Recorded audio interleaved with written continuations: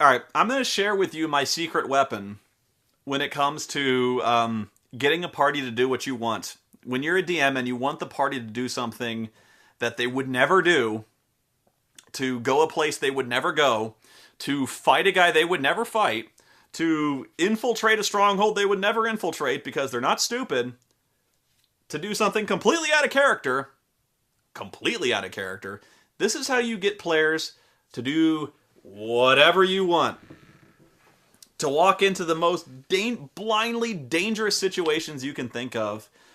To send them into the tomb of fucking horrors, even after their last party got wiped out there and they vowed they would never fucking go in there again. Works every time, I fucking promise you. Every time. And I almost don't want to tell you because this is one of my best tricks, and I get the feeling it's going to go around.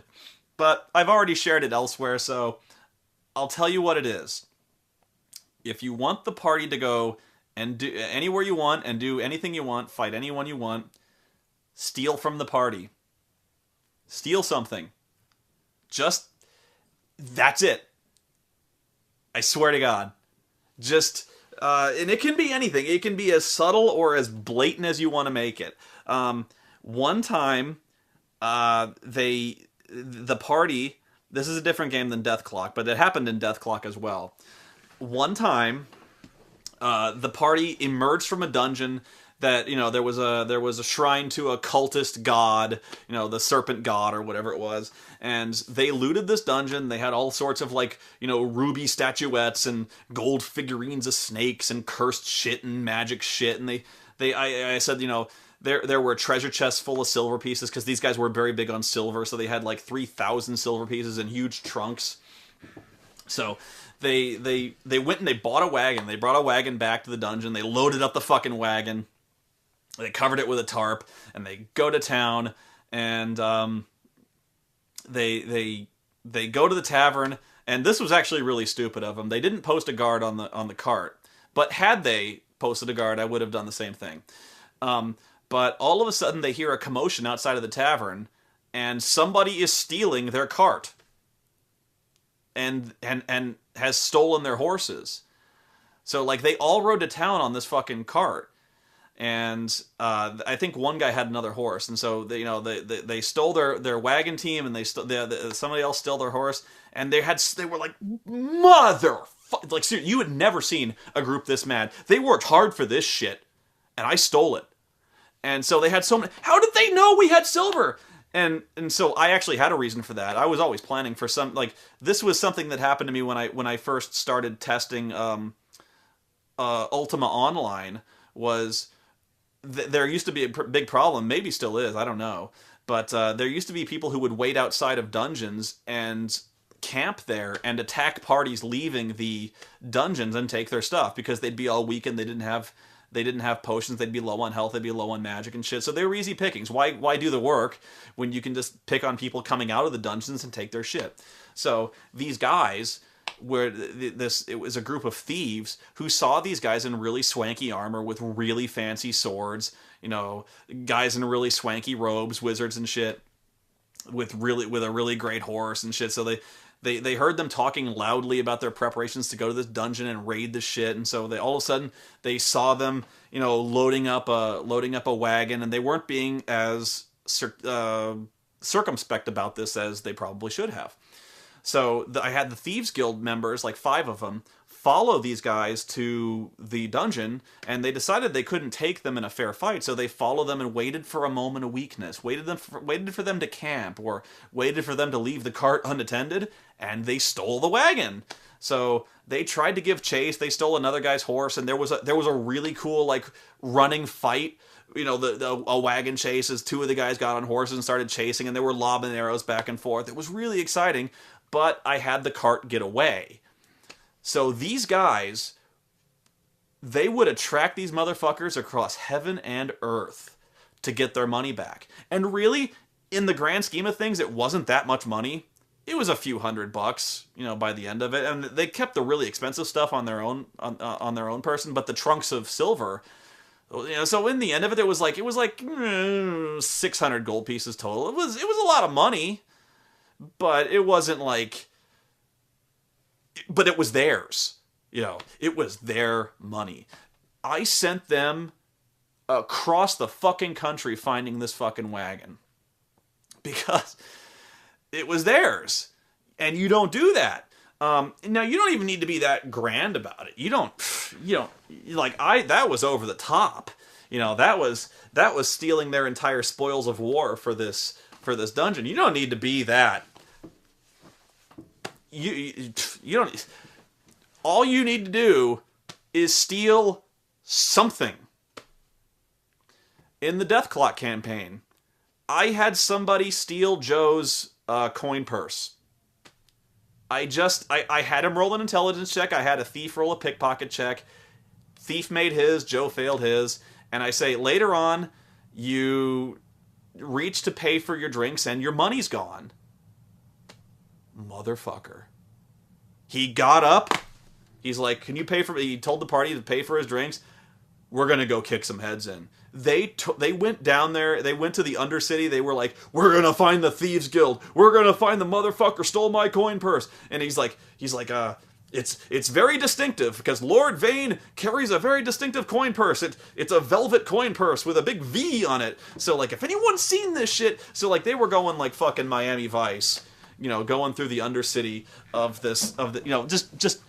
just hassling innocent people, like they're like, anyone seen this coin purse? Throwing the guys they perceive to be thieves against the wall. Have you seen my coin purse? Just going ridiculous, So sure enough, eventually, some halflings, and this is where they started to hate halflings. A gang of halflings I called thug halflings, flagged them down, and they said, "Yeah, we've seen it. We've seen it. We know the guy. He's been flashing the money around. You had a lot of money in there. What was it, like 55 gold pieces?" He's like, 60. And they're like, "Yeah, dude." They didn't say dude, but they're like, "Yeah, there was this guy at this opium house. He's been flashing this money around like crazy. And it's a red velvet bag, right, with a V?" And Joe's like, "Yes, it is. Take me to this place at once." So, the halflings, they can you see the problem building up here?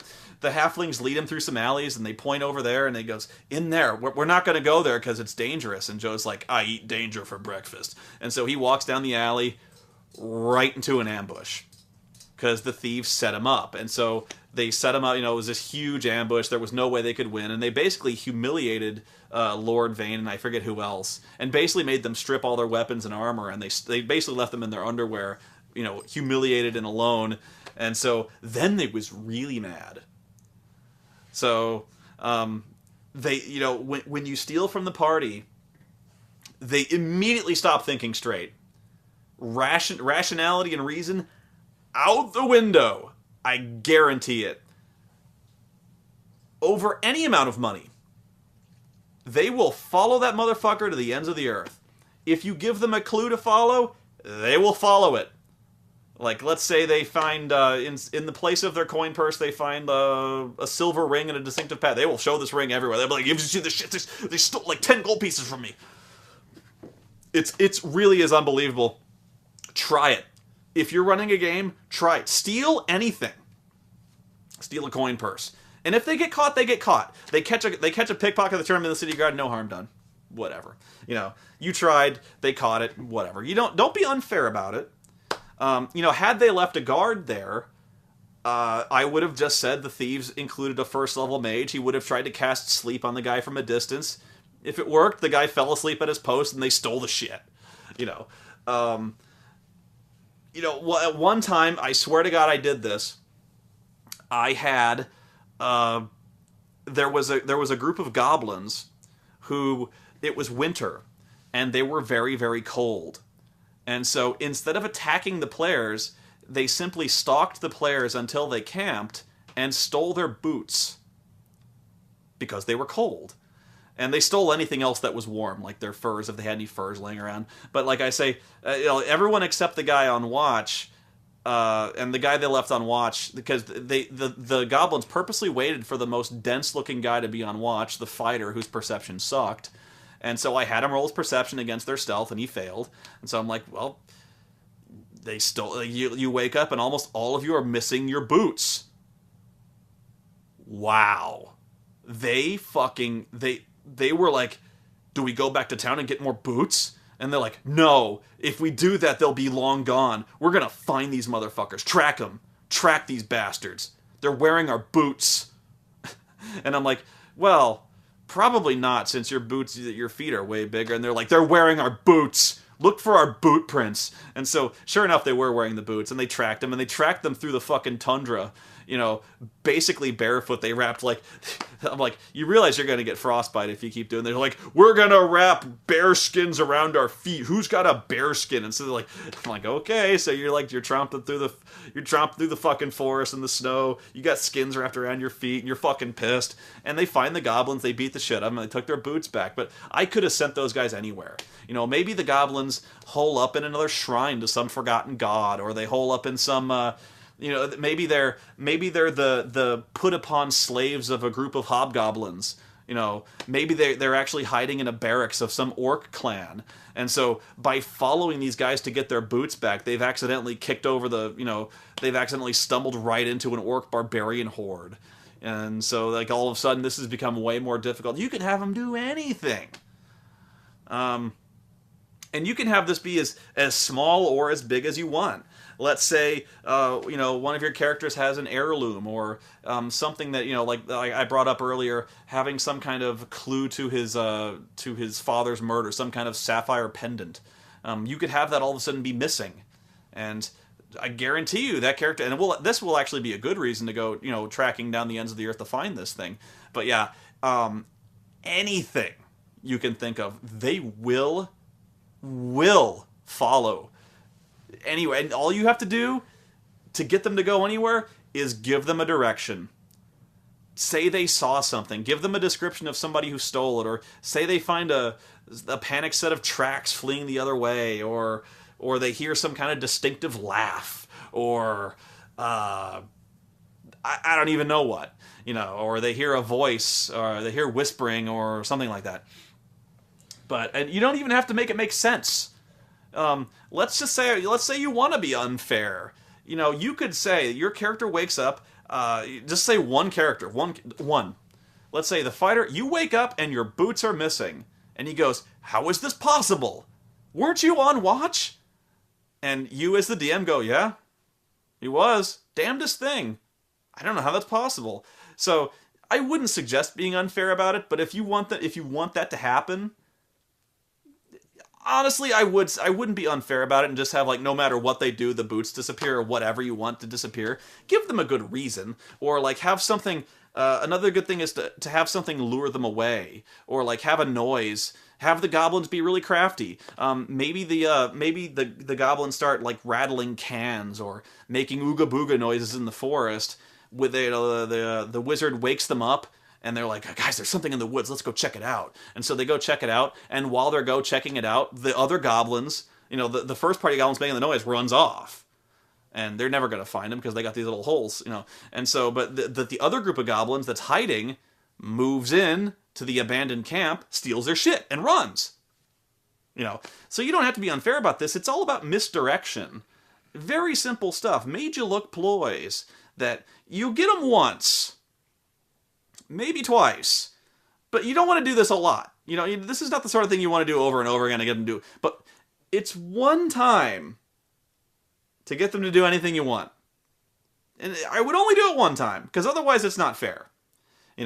Unless they're making deliberate fools out of themselves. But don't do the boots thing more than once. Don't do the steal the coin purse thing more than once, because otherwise it's going to be a cheap ploy. And they're going to know that you're breaking their balls and being pretty unfair about it. And that's when you start to get unrealistic. They start to suspect they're on the plot railroad. But one time, they'll buy into it immediately. Just do it. Swear to God, it really is the easiest thing. I just did it by accident one time, where I stole. That was how it started for me. Was I stole their wagon, and I just saw the look of utter hatred on their face when some assholes had the sheer unadulterated balls to steal their stuff that they had rightfully stolen.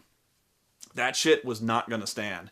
And then from there, I just kind of progressively scaled it back to see what was the minimum I could do to steal their shit. You know, one time I want to do is what I want to do is have one character wake up and have a huge chunk of his hair missing, like just to like shave off like his bangs, or like I'd even like shave off his mustache. I don't know how that would work, but like all of a sudden like a piece of his hair is missing. It's like really obviously missing, and the guy's like, "What the fuck? Why would they? Who stole my hair?" You know, I do kind of want to see if I could eventually pay that off. But now that I've explained it, I can never do it again.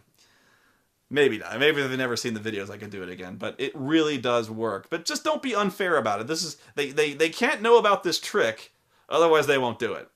And I may have just blown the trick for all time by explaining it to you, which is why I didn't want to do it. But yeah, one time, just do it once, and I guarantee you excellent results.